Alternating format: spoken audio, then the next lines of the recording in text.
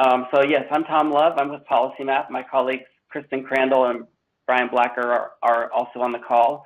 And my portion of this is just a very quick kind of a history of this tool and a very quick overview, and then turn it over to our guest presenters from Ball and Fraser. So thank you also for sharing your insights. But again, this is a mapping tool. It's something that's leveraging the tremendous amount of data that Memphis had in store for its neighborhoods, the properties, that prior to 2 years ago was just available in a table. So they have something called the Memphis Property Hub, which had information on every property in the city and the county, I believe. But it was available just in the table. So you couldn't really see the information on the map. You couldn't really put it into context with other data such as income or housing or health or education. So we worked with Neighborhood Preservation and Innovate Memphis to create this tool where anybody you can see here, you can access through Memphis Blight.policymap.com, takes you to the sign-on screen. So this is all an online tool. And you can see that there is a link here, NPI admin, which takes you to Austin and Brittany's email. If you don't have an ID or if you forget what your ID is, you can contact them for access. So I'll just go ahead and go into the tool itself.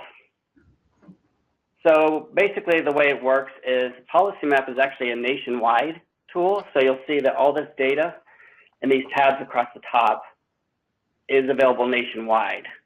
So we've zeroed in on Memphis in this case, but we've also added your own data to the tool. So I'll show you very briefly how this works.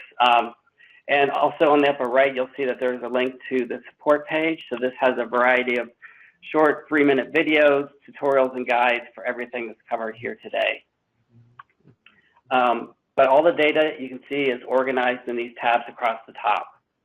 So demographic information, and when you scroll down through, you'll see submenus of data. So for example, if you want to see what's the disabled population in your neighborhood, you can simply click the data layers. So I won't go through all the data sets, but there is a tremendous amount of data that we pull together from over 100 different sources, the census, HUD, different government agencies. We have some proprietary data in here like vacancy data, and you have access to all of this in the tool. So for Memphis, we've also customized it further. You'll see there's a set location bar, and we've added, so you can zoom directly to a planning district, your CDCs, which we call neighborhood here. We have different programs like Clean Memphis sites, housing code subdistricts, precincts, wards, etc. So just to show you very quickly how this works, let's go to the neighborhood option. And you'll see that when you click on the neighborhood option, you can scroll down and zoom directly to your area. So coincidentally, Ball is the first on the list. Hey. So let's go there. Hey, we planned that. Not everybody's in here yet. We actually need to put an amended shapefile into the system to make sure that we've got everybody. So we'll reach out the next couple of weeks to make sure that happens. Yeah, what tab are we in? Do what? What tab are we in? So we're in the neighborhood location. So up here at the top, you'll see location and data. And so if you hit down this down arrow and go down the neighborhood, yeah. Okay, got it. Yeah, he's showing you the geographic. All right, go ahead, Tom. So the way a data layer works is, I'll just show you very quickly under demographics. For example, let's say you wanted to look at people with disabilities in your area age 65 or older. So you just select the data layer. The map is very fast. It'll show you there's a map title. So we write descriptions on all the data. And you can see that we're looking at estimated percentage of people age 65 or older with 1 or more disabilities. And this is from the census. You can see in the legend, we're looking at census tract level data. And if you click on an area, you can see an info bubble. So in this area here, 37% of adults 65 or older have a disability. You can get an instant report on this area that pulls together information about the population, age breakdown, income, types of jobs people have that live in that area, housing information. So you can generate reports at any time. You can change the variable. So right now we're looking at percentage of people, but we can change this from percent, in this case, to number here in the legend. So now we're looking at the number of people 65 or older with one or more disability. If you click on the same area, you can see estimated 334 people with a disability. So this is the way data layers work. To show you an example, combining with Memphis data, let's look at housing, and let's look at number of people that actually own a home in this area versus rent. So you can see under housing, there's owners and renters. Let's look at number of homeowners.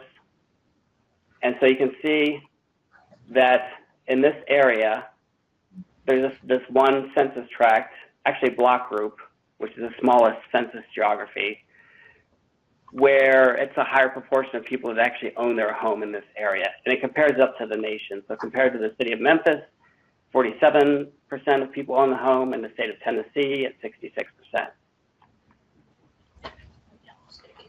And again, you can change this from percent to number or percent change in time. So how has home ownership changed in this area in the past 5 years or since 2000? Let's change this to number. So you can see in this area here, estimated 490 households own their home in this area. So on top of this, we've added, in addition to all these data layers that are nationwide, for Memphis, we've added this Memphis data tab, and we continue to build this out. So right now, these are the data layers that we have in here. So number of vacant structures in an area, tax delinquency, building permits, demolition permits, electricity disconnection, zoning data. And then we have point data. So these are actual locations of all Memphis properties, residential and business. So you can see that this is updated pretty frequently. Kristen works with Austin to get this updated on a pretty much a bi-monthly basis. And it's a little daunting when you put this on, because you can see this is every property. You can see, of course, there's this area here where there's nothing. And so I was curious about this since I'm not familiar with the neighborhood. There's also on the upper right, a side-by-side satellite view. So when you click on this, you can see the data layer on top of the satellite image. And here I see that this is actually an industrial area. So the key to the Memphis data is the filtering. So there are a variety of ways to filter this data. So for instance, you can do by tax delinquency, by land use. Let's go to rating. So there's, and correct me if I'm wrong, Austin, it's a video survey, Bluff City Snapshots, and they actually rate on a scale of 1 to 5, 5 being the worst shaped properties.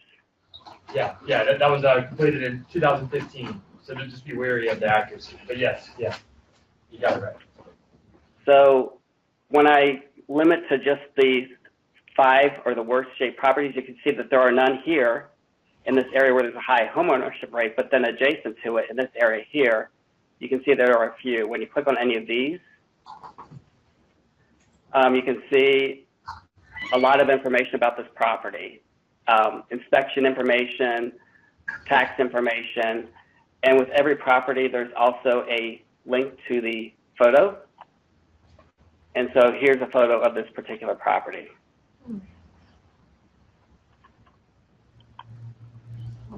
If I go back to the map page, let's say you just wanted to download a listing of all these properties and links to all the photos. You can just click on the map, and you can see list of Memphis properties as of February 2018. When you click on this, it pulls all that data from all those info bubbles into the spreadsheet, and then you can download this as an Excel doc. I think I just have a couple minutes left, so I'll just show you one other thing. Let's say you wanted to save this map as a visual. On the upper right, it's actually called print. This puts you into a print preview window. You can reposition the map while you're still in the print preview window. You can zoom in further. There are more options here. So if you wanted to include the data layer description, you can turn that on and then export this file. And I have one saved here just to show you. Here's an example of an exported map. So it's a very broad tool. Whatever story you're trying to tell, whether it be, for example, health issues. So here we have chronic conditions. If you wanted to see asthma prevalence in your area, you can change the data layer to asthma. Or you can look at under the economy tab, here's your workforce data. Let's say you're trying to start a workforce development program and you want to get a better understanding of the workforce in that area. You can look at the workforce in terms of their earnings and education, their demographics, and so on. So this is just a very high-level view. Again, we're happy to do additional trainings with more time. Again, there are more resources here on the support page, and also, of course, local resources like Austin help out as well. And with that, I will turn it back to you. And actually, Austin, I will make you the presenter now. Okay, great. Thank you. Are we not going to get to hear Kristen's voice? Hi, I'm here. I guess the only thing I'd add while you're transitioning is that what Thomas showed you is just one component, part of the mapping component of the tool. There's also reporting feature, the ability to upload your own data, and some more advanced features, which we don't have time to get into right now. But again, through the support page, you can see examples of how to do some of those more advanced features, how to use them. My name's Seth Harkins. My title is the Program Director for Alcee Ball CDC. We are hoping to get more invested in housing in the Alcee Ball neighborhood through low-income housing. Just to give you a little setting or context for our neighborhood, there are most people who are getting up in age who were the original homeowners in this neighborhood when the homes there were built in the 60s, just the whole decade of the 60s. A lot of the homes were built, especially in that purple block that Tom was showing you where he said there's a high home ownership rate, okay?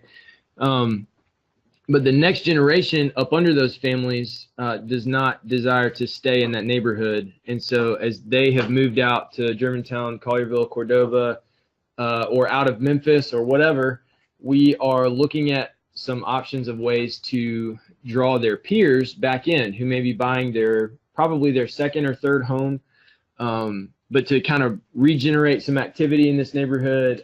The elementary school is about to be torn down and rebuilt over the next 2 years. So that's kind of the context of what we're looking at and why we think this is an important time to be looking at home ownership as a kind of a key issue in that neighborhood, is to maintain that high home ownership rate so that a lot of what has happened with rental property throughout a lot of Memphis hopefully won't happen in that core area of the Alcee Ball neighborhood. So here are some things that we've used this to do, and then I'll talk about how you can do this with any data, any type of information that you would want to get out of this tool, and then create your own map that you could then upload. And there's just kind of like a base level of Microsoft Excel that I kind of had to figure out to do this. I am not an expert. I'm really good at sitting down with old ladies and getting them to trust me and like me, and that's kind of my calling card. Donna, you're a young lady, so anyway, this is a map of this is the properties that are within our footprint that have 8 or more code violations. So you can think about how that can help us at least choose the low-hanging fruit. Like, where can we start? Where are the biggest issues? So we can use a map like this to sit down, and instead of starting from scratch with your community association or whoever your go-to people are, you can sit down with a tool like this and say, hey, here's, instead of 1,000 properties to choose from, let's talk about these 30 or 50 or 10 or whatever, right? And so you start with a much, when I was a teacher, we would call this controlled choice, right? I don't want to put every property out there for us to talk about, because if Miss Frazier's neighbor has, you know, a car in their driveway, but then 2 doors down from her, there's some boarded up, blighted, fire damaged monstrosity, she's going to keep calling about that car in the driveway, but I really want to help her see the whole neighborhood and see what some of the worst problems are in the neighborhood, and not just, you know, the car in her neighbor's driveway. Okay, all right. So that's one example. I can turn that one off, and then you can interact. If you're logged into PolicyMap, you can just go to this Memphis data tab, and you can see a couple of different examples of just stuff that I put on there for us to interact with today. Okay, so you can look at this, use it later, whatever. Another one is looking at the zoning in your neighborhood or whatever your focus area is. Sorry. So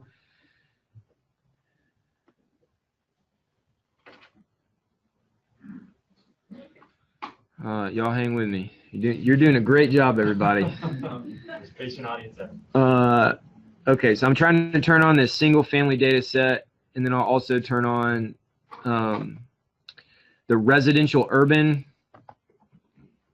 and then I'll also try to turn on the commercial property that we have zoned. So what is interesting to me about this is this kind of helps me see visually and helps the neighborhood see visually, right? When I'm communicating with a Miss Frazier or Miss Lacey or whoever, I can say, well, Miss Lacey, it would be really easy to have an apartment building come in here because it's already zoned residential urban instead of single family. So when there's blighted property in this neighborhood, we want to address it in one way. When there's blighted property in another neighborhood or part of town or different street that's zoned differently, we may need to have a different strategy for how we address that. Okay, this is non-residential, so all of that industrial space pops up there, and then a lot of space up and down Elvis Presley Boulevard and up and down Airways. Okay, so yeah. Is this the actual zoning boundaries, or is this each house and the building type that it is? Yeah, it's a centroid, so it's each individual. Right. So the little icon that pops up would be the centroid. It's the center of the parcel. It's a nerdy way of saying it's the center of the property. Yep. That's interesting, but it's not necessarily like, so because you got a couple of those little orange triangles coming into the green on the left. Mm-hmm. So is that zoned that way, or are those like, you know, things that were like non-conforming that are still existing within that neighborhood? They're still right. So that's a zoning that would have been changed back years ago when those townhomes were built, as you know, the residential urban that's there in the middle of all that single family. And to me, that's like a really important corridor then, because if you're looking for having any type of like neighborhood with like a mixed housing development, yes, that neighborhood can have more than just what's actually zoned green too as the house, right? Mm-hmm. You can have multifamilies that were converted to single families in there that might make good low income housing options if you converted them back. Yeah, that's exactly what we wanted to see when I was thinking like, okay, well, what is this tool going to help me do, right? I can see visually, I can see the differences in these zonings, right? And I grouped a couple different ones together to just make it simple. Yes. Okay, no, we're gonna ask you the whole questions, so the end, please, so that everybody gets the full presentation. So just jot down your question as we have time, and we also have some time afterwards, and afterwards to address questions. Thank you so much. Donnie, you're a great parliamentarian. This one, and I'm not trying to encroach, I know you're going to talk about disconnection data, but this is MLGW disconnection data that's available. So if I want to know, is there a place that's been abandoned within the last 12 months or the last 3 months or the last 2 days or whatever, I can narrow down the list. So when I see one right here, this is this little blue speck. That's in the middle of that high home ownership rate. Okay. So when I see an MLGW disconnection blip pop up in an area of high home ownership, that's a big concern for me. Okay, that is also kind of on a fault line between lower income, higher rental part of the neighborhood and a higher income, lower rental part of the neighborhood. So if those start to bleed together and we get more and more rental come into that ownership core, we're going to have a lot of problems with people keeping their insurance up and evictions and blight and all those kind of things. So this is just a helpful way to kind of help me get a picture. Okay, where am I at risk to have more vacancy, to have more people get their lights shut off and not take care of their property, whatever. Okay.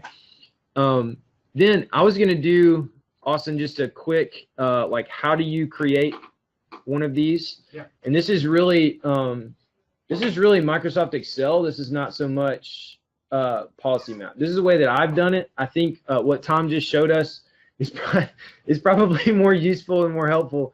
You don't have to do this way, but if you really want to control and manipulate and put in order your properties in your neighborhood, then here's a here's a couple of steps to think through. All right, if you want to download into a spreadsheet all of the properties that are in your neighborhood and have those in a spreadsheet that you can change, modify, sort, filter, whatever, then this is what I think is the way to do that. Okay, under Memphis data, I would just select Memphis properties, and that's going to be the most updated data that the city has on every parcel in Shelby County, I think. Okay, so that's everything. And over here, that's the only data set that I have turned on. And then the next thing I'm going to do is I want to download that. So I'm going to go to my little download button, click that. And then over here it says next. And what I want to do is I want to give it some location parameters or some boundaries that I'm going to download. I don't want every parcel in all of Shelby County. I only want the parcels in the Alcee Ball neighborhood boundary. Okay. So I'm going to hit next. I'm going to use the predefined location that's already there in PolicyMap. So some CDCs have their local boundaries, or you can do this based on a zip code or a block group. But what I'm looking for is the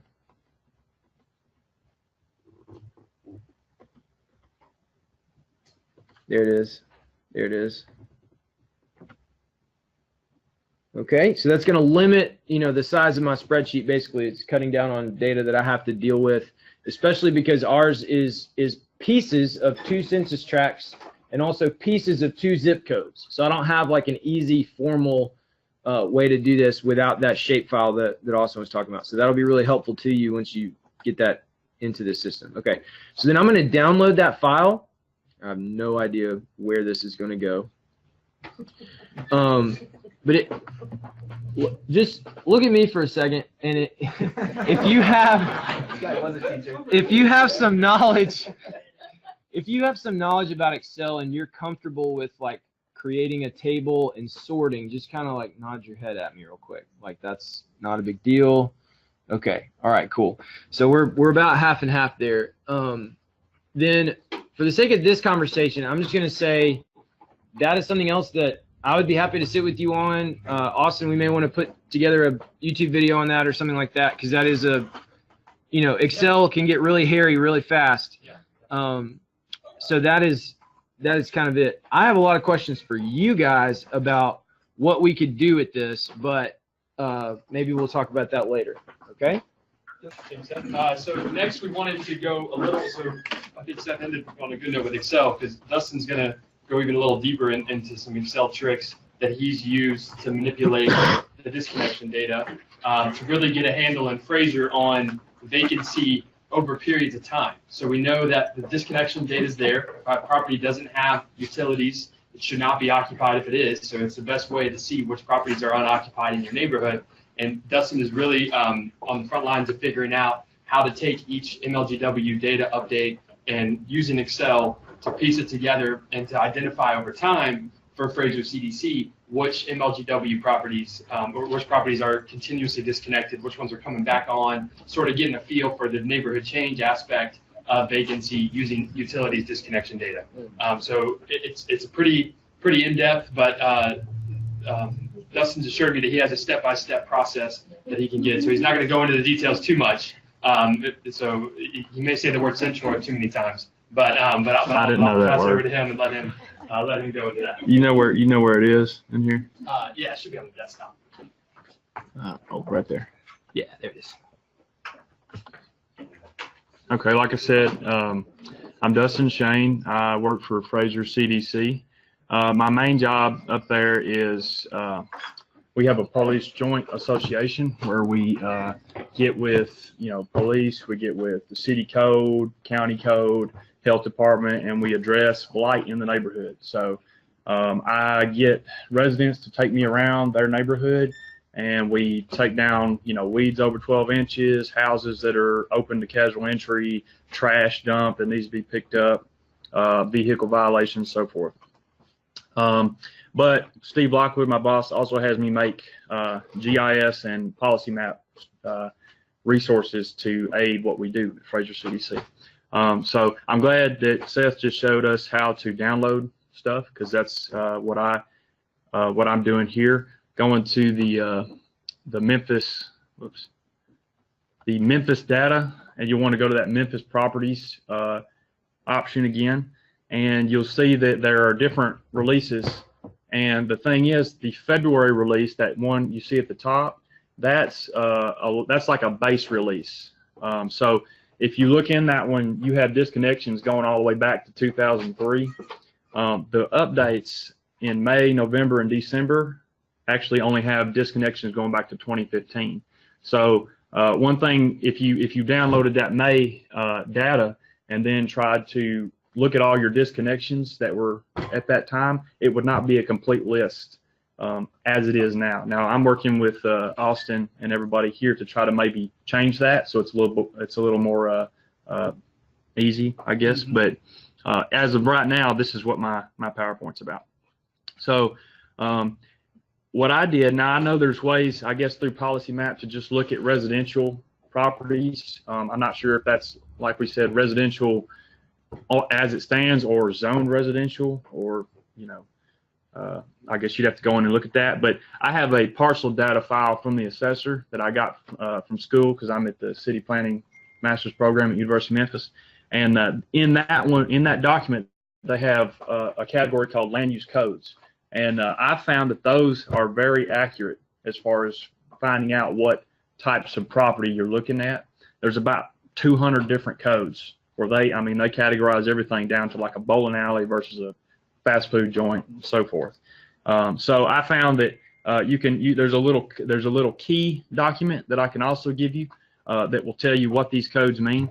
For my purposes, I was looking at single family, which is 62, and duplex, which is 59. So I used, basically Excel was what I was using for this entire process. So I got that data and took out all my 59s and 62s, and then I downloaded directly the parcel data from PolicyMap, like Seth showed, and then I put those in an Excel, and I found out where they matched up, and I took out my residentials from my new from my PolicyMap list, because as you remember, that PolicyMap data has your MLGW connection data. So you just want to vet it by your list of residential properties. So then you've got an Excel document that comes out like this, and you'll see I've highlighted in yellow the MLGW on, and then the disconnection date, and then I've created another column called currently disconnected.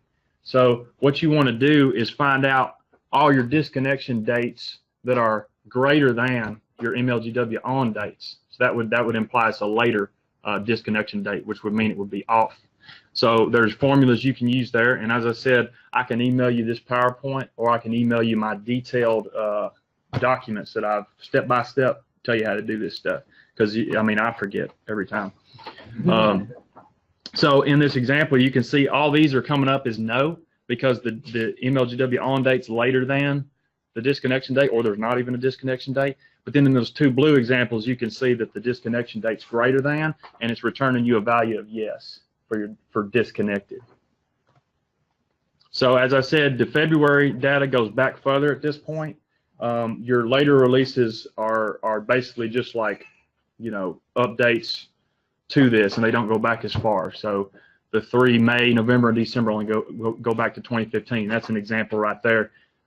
Me organizing the disconnects by date, and it stops right there at 2015. So you have to do a little manipulation there to get a full picture. So I'm calling that carrying forward. like I said, you take your pre-2015s from February, you take your post-2015s that are turn-ons from your new updates, and then you find out where they match up, and you take out your unique values from your pre-2015 data, because that means it hasn't been turned back on. So, I mean, this is all, it took me a long time to try to figure all this out. So if it doesn't quite make sense, like I said, I can email you all this. But that's going to give you your stuff from your base data in February 2015 that has not been turned back on. So then you can take those disconnections and add them to your disconnections for your updates. Then mapping. Now I work with ArcGIS because I like to have my own style maps and my own presentations. So what you'll need is a spatially referenced data set, and you want to make sure that that has your parcel ID number, because that's going to be your easiest way to match your properties that you have to your spatially referenced data. If you try to use the address, there's going to be some difference in the spacing or the abbreviation. It's not going to match up, and you're going to get a lot of missed matches. So I can email you shape files. I can email you this parcel data that has all this stuff, and you just create a simple join, and through that parcel ID, and you'll get your disconnections. So then you can just, you can do a lot of things with this. You can create, dot density maps that show where your disconnections are, or you can do, like I took PolicyMap will give you those percent of a block group area that are disconnected. So I made an updated version of that and just compared it to other data. So. How far back